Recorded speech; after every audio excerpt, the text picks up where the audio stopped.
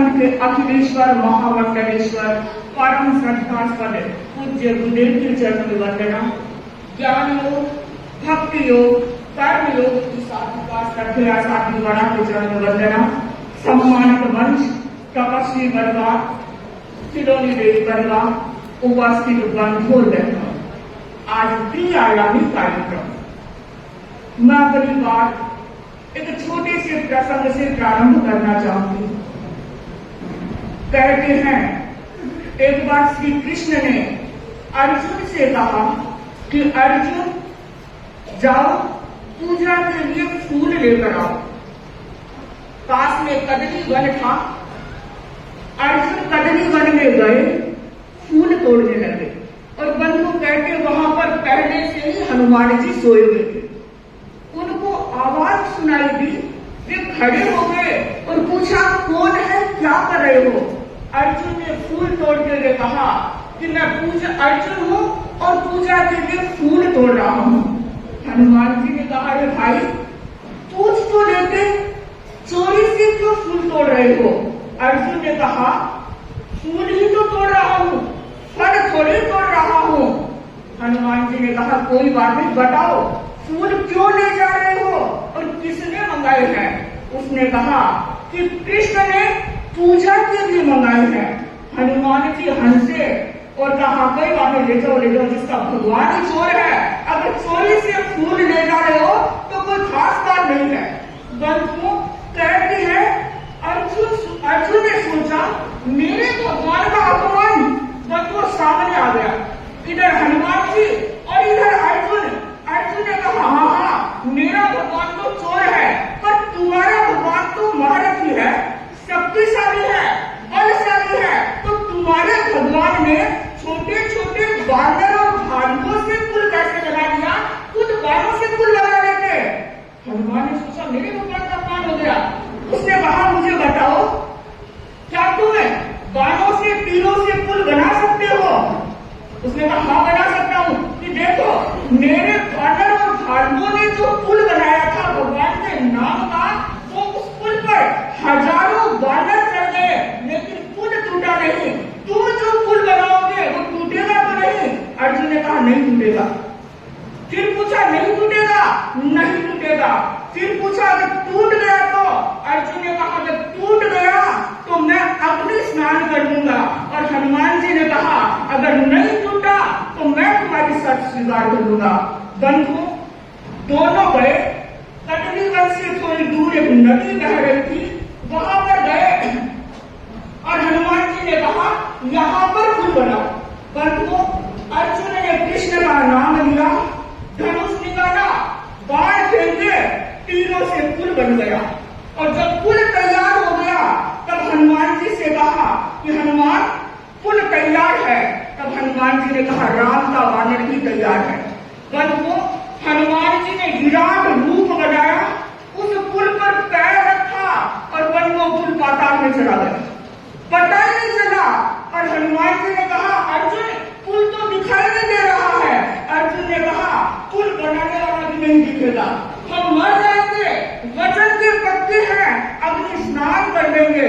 हनुमान जी ने कहा अर्जुन जीवन बहुत कीमती है, मरो मत। उसने कहा नहीं नहीं हम क्षत्रिय हैं, वचन के पक्के हैं, अग्नि स्नान करेंगे। और कहते हैं अर्जुन चिता के लिए लगे हैं, छुट्टी करने लगा। हनुमान ने सोचा तो मरेगा, देह मौत मरेगा। और उसने कृष्ण को याद किया, कृष्ण अपने भक्त को बचाओ। और मन को कहते हैं श्री कृष्ण ब्राह्मण का वेश बनाकर आते हैं और पूछते हैं क्या बात है, उनका रोटियां बनाई जा रही है, रोटियां तो दिख नहीं रही है। अर्जुन ने कहा ब्राह्मण देवता रोटी बनाने वाला भी नहीं दिखेगा, अभी हम अग्नि स्नान कर लेंगे, हम मरेंगे, हम शर्त हार गए हैं। पूछा कैसी शर्त, सारी बात बताई गई। तब ब्राह्मण ने कहा मुझे एक बात बताओ, जब शर्त लगी थी तो कोई तीसरा भी था क्या, कोई मध्यस्थ भी बना था क्या। तो उन्होंने कहा तीसरा या मध्यस्थ तो कोई नहीं था। तब ब्राह्मण ने कहा फिर शर्त कैसी, एक काम करो वापस अर्जुन तुम पुल बनाओ और मैं निर्णय करूंगा, और जो शर्त हार जाएगा मैं जो कहूं तो बात माननी होगी। दोनों तैयार हो गए।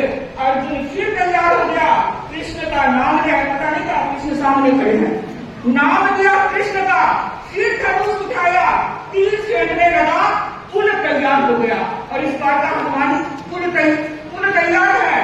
हनुमान जी ने कहा हम भी तैयार हैं। और बंधुओं कहते हनुमान जी ने विराट रूप बनाया, सूरज ढल गया और ब्राह्मण ने सोचा ये तो मरेगा। बंधुओं कहते हैं उसी वक्त श्री कृष्ण ने कच्छप का रूप धारण किया और अपनी पीठ पर पुल को धारण कर लिया। अब हनुमान जी चल रहे हैं। बंधुओं पैर रखा, हनुमान ने तो सोचा था चला जाएगा पाताल में, कुछ नहीं बिगड़ा, वो चलते रहे, आधी दूर तक आ गए। सोचा क्या बात है, पुल नीचे क्यों नहीं जा रहा है। बंधुओं तभी हनुमान जी को कच्छप दिखाई दिया, उन्होंने हंसते अच्छा ये तुम्हारा कमाल है। बंधुओं हनुमान जी पुल पार चले गए और कहते जब पुल पार हो गया तब हनुमान ने कहा अर्जुन मैं शर्त हार गया, बोल क्या चाहता है। बंधु अर्जुन बोलने वाला था, इतने में ही कृष्ण स्वयं प्रकट हो गए और कहा अभी नहीं, जब समय आएगा तब हम मांगेंगे। बंधु चले गए और जब महाभारत का युद्ध प्रारंभ होने वाला था उस समय श्री कृष्ण ने अर्जुन से कहा कि अर्जुन अब तुम जाओ उस वानर को लेकर आओ। अर्जुन ने कहा भगवान मैं नर और उस वानर को लेकर आओ। अरे तुम नर को कहा, उस वानर की तो नारायण को भी जरूरत रहती है, तुम उस वानर को लेकर आओ। तब अर्जुन ने कहा भगवान अकेला नहीं जाऊंगा, बड़ा खतरा है, आप साथ में चलो। और कहते हैं श्री कृष्ण स्वयं साथ में गए और जाकर के हनुमान से कहते हैं कि हनुमान जी अब महाभारत का युद्ध प्रारंभ होने वाला है, आपकी जरूरत है, आप हमारे साथ चलो। और बंधु कहते हैं हनुमान जी ने कहा साथ तो चलूंगा पर एक शर्त है। क्या शर्त? कि हम भक्ति और ज्ञान के बिना नहीं रह सकते, हमें ज्ञान देना पड़ेगा। और बंधु कृष्ण ने कहा अरे हम युद्ध करेंगे या तुम्हें ज्ञान देंगे। हनुमान ने कहा ये पता नहीं, हमारे भगवान को जब युद्ध चलता था तब भी ज्ञान देते थे, हम बिना ज्ञान के नहीं रह सकते। कृष्ण ने कहा शर्त मंजूर है, चलो। और आप सब जानते हैं श्री कृष्ण ने जब युद्ध चल रहा था कृष्ण अर्जुन को गीता का उपदेश दिया था। बंधु अर्जुन को बहाना था, हनुमान जी को ज्ञान देना था, इसलिए वो गीता का उपदेश हुआ। और बंधु कहते हैं हनुमान जी आए तो अर्जुन का रथ था, रथ की जो ध्वजा थी उस ध्वजा पर हनुमान जी विराजमान हो गए। और आपने नाम सुना होगा अर्जुन के रथ पर जो ध्वजा थी उसका नाम था कपिध्वज, कपिध्वज उसका नाम था। और बंधु कहते हैं इधर अर्जुन का रथ है, इधर सामने कर्ण का रथ खड़ा था। और बंधु जैसे ही अर्जुन तीर चलाता वो रथ 4-5 कदम पीछे चला जाता, और जब कर्ण तीर चलाता तो अर्जुन का रथ मिलता भी नहीं था, उसी जगह पर रहता था। बंधु जब 2-3 बार ऐसा हुआ तो अर्जुन को गुमान आ गया और उसने कृष्ण से कहा कि प्रभु देखो अपना रथ नीचे देखो, 1 इंच भी हिल नहीं रहा है। तब कृष्ण ने कहा नीचे नहीं ऊपर देखो। और बंधुओं कहते हैं जब रथ युद्ध पूरा हो गया तब अर्जुन ने कृष्ण ने कहा कि भगवान नीचे उतरिए। कृष्ण ने कहा नहीं, पहले तुम नीचे उतरो। अर्जुन नीचे उतरा, उसके बाद कृष्ण भगवान नीचे उतरे। और कहते हैं नीचे उतरने के बाद कृष्ण ने हनुमान जी से कहा कि हनुमान जी अब आप भी नीचे उतरिए। तो वो ध्वजा से नीचे उतरते हैं और जैसे ही हनुमान जी नीचे उतरे बंधुओं अर्जुन का रथ धूल धूल कर जलने लगा। अर्जुन ने पूछा कृष्ण से कि भगवान ये क्या हो गया। तब अर्जुन ने कृष्ण ने कहा कि अर्जुन इस रथ को तो उसने संभाल रखा है, ये तब का ही जल गया होगा, इस रथ को उस हनुमान ने संभाल रखा था, इसलिए बचा हुआ था। बंधु अब मैं ये कहना चाहती हूँ, क्या कहना चाहती हूँ कि दिल्ली सभा 2027 का चातुर्मास लेकर आई है। सचमुच में बंधु ये बहुत बड़ी उपलब्धि है।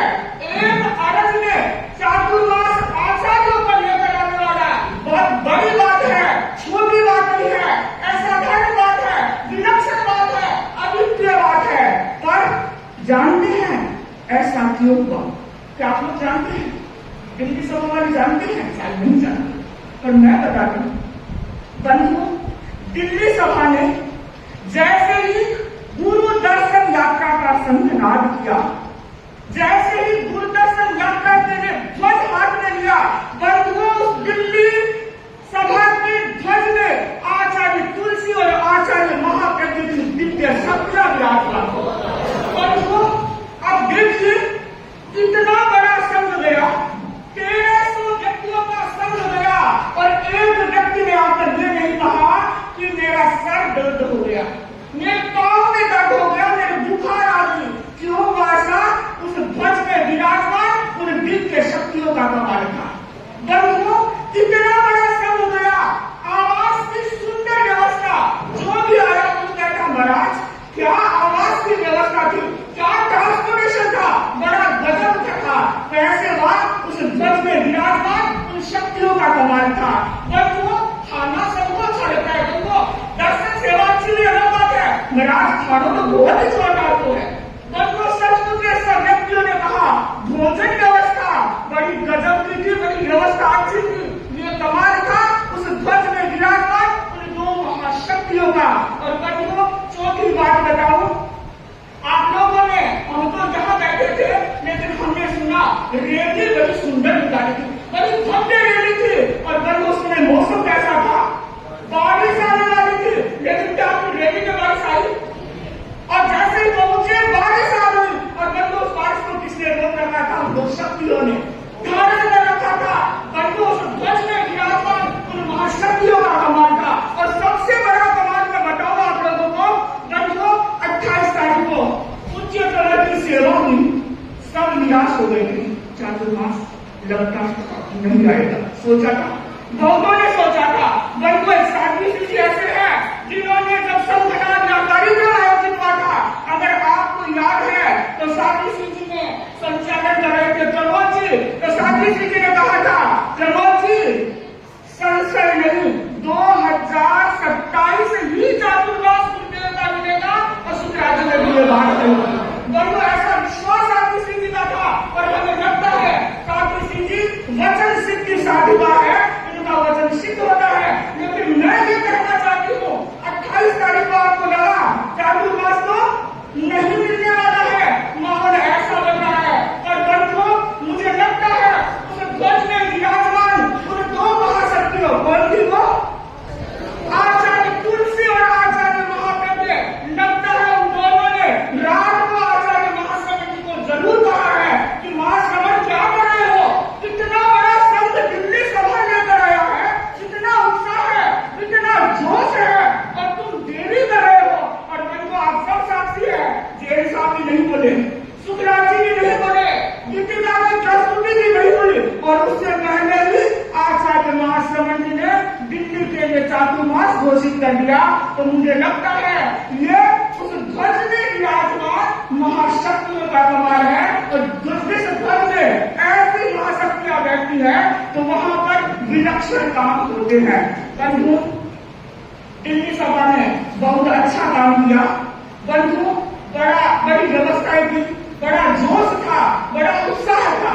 पर पूछो ये जोश किसने संचालित किया? आप सब कह रहे हैं दिल्ली में जो चालित आत्माएं विराजमान है, सचमुच में अगर चालित आत्माओं की प्रेरणा नहीं रहती है तो वो काम नहीं हो सकता। सबने बहुत अच्छी प्रेरणा दी है, इसलिए इतना बड़ा संघ गया। पर मुझे लगता है सबसे अधिक प्रेरणा अगर रही है तो मैं सोचती हूँ साथी अरिमा सिंह जी की रही है। और वो शुक्राचार्य से क्या है और इन्होंने कहा कि हम 300-400 व्यक्तियों का संघ लेकर जा रहे हैं